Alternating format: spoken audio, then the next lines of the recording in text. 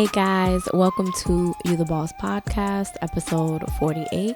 I'm your host, Pam, and today we're going to be talking about mastering your inner dialogue and how to reframe negative thoughts. Negative self-talk happens to all of us. You know, you might run into a wall at work. You might be just dealing with everyday stresses or maybe a higher level stress situation. Maybe you made a suggestion at work and the plan that you had in mind isn't working properly. And now it seems that you may have to revamp the plan, or maybe it's just scratch it all together. And maybe this starts to creep in some self-doubt. Maybe it starts to creep in some negative, like you shouldn't have opened your mouth. You shouldn't have made the suggestion. You're not cut out for this role. It's second nature for us as humans to come up with negative thoughts immediately because our brains want to protect us. Our brain wants to make sure that we stay safe. So whenever these negative thoughts come in, while it isn't good, it is a form of protection from our brain so that we can remember, hey, remember when this happened? You don't want to feel like that again. You don't want to go through that again. You need to, essentially, we talk ourselves out of it. Negative self-talk impacts motivation and success. You know, it can hold you back. You know, maybe you're making a breakthrough and you're finally putting yourself out there, and at the same time you're kind of like talking yourself out of it as well. You know, you're looking to go into business for yourself. You're looking to open up that business, and then, you know, something happens where maybe it takes you a little bit off track, and you're like, you can't go into business for yourself because, you know, if this would have happened and you were already in business for yourself, this could have been catastrophic. Let's think a little bit about the last time that maybe you had a challenge. Maybe it was this morning and you were looking at your to-do list and you felt very overwhelmed. Like, how am I going to get these things done? Or maybe you caught up with a friend and they gave you an opinion that maybe put a little bit of doubt into your plans. Did you realize that was negative self-talk? Suddenly you're talking yourself out of plans. Maybe you're talking yourself out of being able to accomplish this to-do list. I've said it before here on the podcast that you have to give yourself grace. It's very important to give yourself grace. Having self-compassion is so important. As much compassion as we try to show others, it is just as important to reverse that and show it upon ourselves.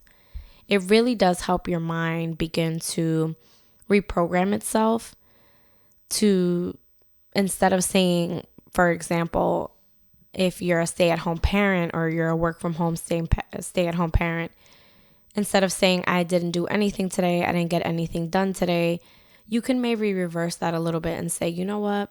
I got up today, I fed myself, I fed the kids, I took care of, you know, even the smallest thing, even something like loading the dishwasher. What I'm about to say may come as a little bit of a shock to you, and it might not come to a shock to you at all. Either way, I want to ask the question, did you know that everything that you consume affects your thoughts?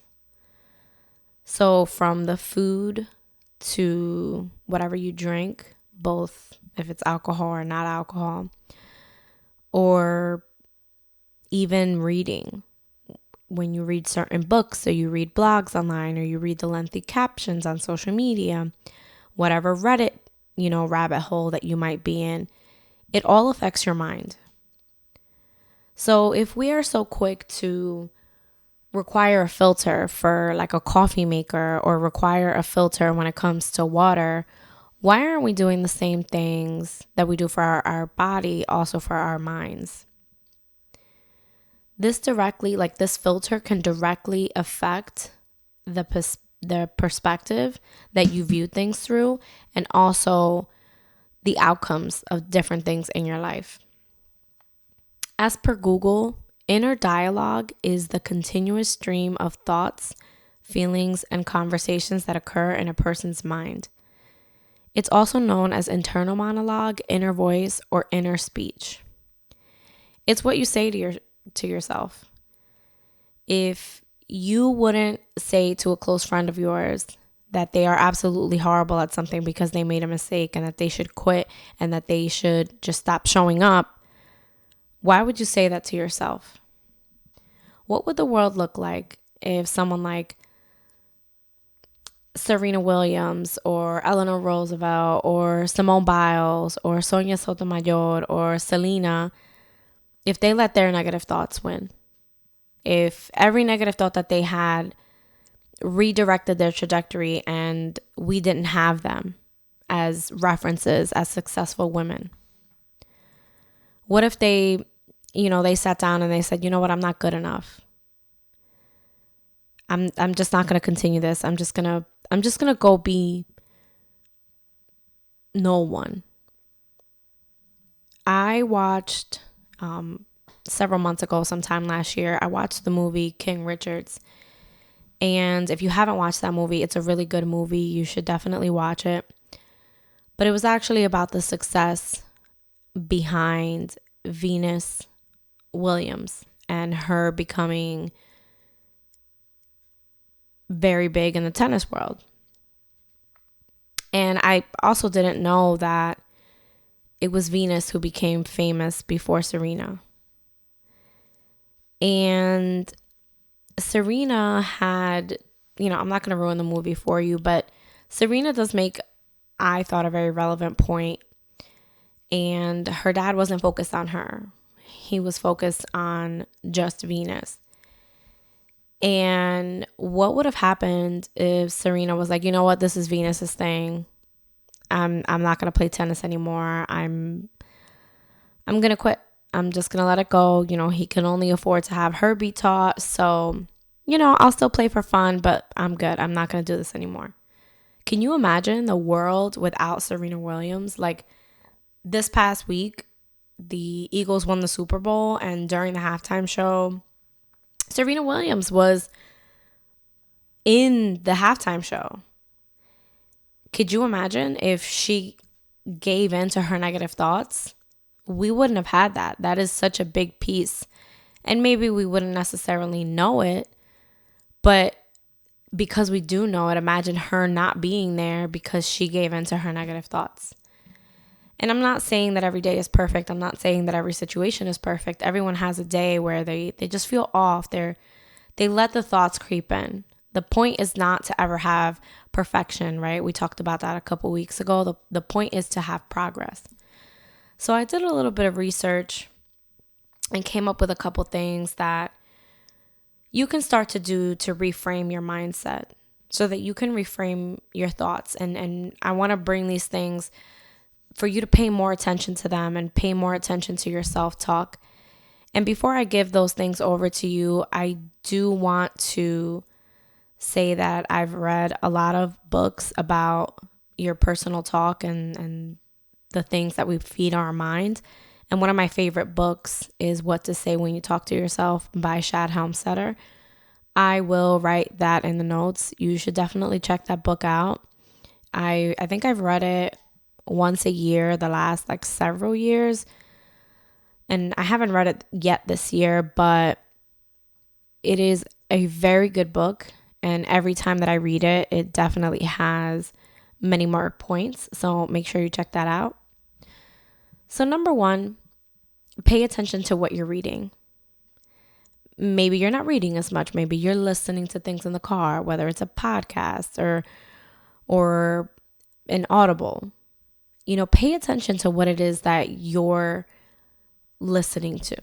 Even with music, you want to pay attention to anything that reaches your ears.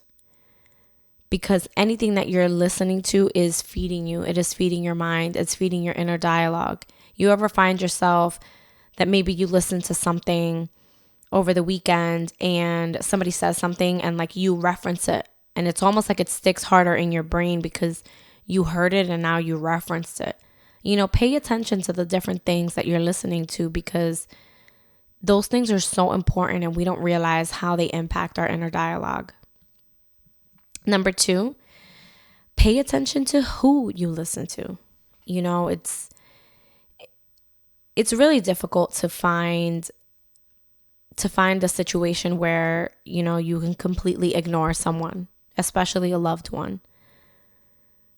So I'm not saying, go deaf or wear earplugs around your family, but I am asking that you pay attention to what it is that you allow your brain to consume as far as listening when it comes to your family. Sometimes they mean well, but just because they mean well doesn't mean that what they have to say should penetrate your brain. Pay attention to the origin of your thoughts and why something may affect you more than something else. Number 3, pay attention to who you're following on social media. Pay attention to the emails that you get, whether that's spam, the different notes that you can receive in the different emails, or even just the different notifications from the news apps. Pay attention to that. Pay attention to who you're following. Maybe you're sitting right now in a situation where you're comparing yourself every time you open up your Instagram or your Threads or your Facebook because of different content. When you initially started following someone, maybe you loved their content. And then maybe they are even similar in what it is that you do. And now it just kind of is, it's a comparison game. Maybe you're talking yourself down of a situation. Maybe you're an aspiring influencer or a dancer, an entrepreneur, a lawyer. Pay attention to the accounts that you're following and how they make you feel, how that impacts your thoughts. Number 4, pay attention to what you're already telling yourself. We spend, I think, in What to Say When You Talk to Yourself, Shad Hemlstetter says, I think it's like 79, it might be a little bit more than that, but 79% of the day, you spend only listening to yourself. So pay attention to what it is that your own voice is telling you. Pay attention to what it is that you're allowing in from yourself. Make sure that you are listening and changing what it is that you're telling yourself if there's things that you don't like, if they seem like they're out of place. And number 5, and I mean this very strongly, don't listen to anyone or anything that's trying to talk you out, or should I say talk you into their own mindset. Like I mentioned before, it's not fun to cut family and friends off. It's not fun to have to limit yourself to whatever access they can have for you. Sometimes it's even impossible. It's impossible to push away these negative conversations, especially around politics and world climates and different beliefs and those kinds of things. You can protect your mind up front and say, listen, I know that you mean well, but this isn't something that I wish to subscribe to. It's okay to say, you know what? I recognize that you have a very different opinion and I am just not interested in getting into a debate about this. I think that we need to stop subscribing to things that don't apply to you. The truth is, we are exactly what our thoughts, we are exactly who we are based on those that we surround ourselves with and the different things that we consume, the podcast, the music, the news, whatever you allow into your sphere. All of these things affect your inner dialogue. It's time for you to take back that control that you've given it and say, let me wash that out. Let me turn that off and not make space for it any longer. Before I end this episode, I want to say, if you haven't already, please leave a review on Apple Podcasts, Spotify, iHeart, wherever you listen to this episode. Please leave a review and keep the support going. I'm a one-person show. I do a lot of my episodes solo. So definitely share the podcast with someone. Let them experience this podcast. And again, definitely leave a review. I would appreciate it. That's it from me today. Come back again next week for another episode of You the Boss podcast.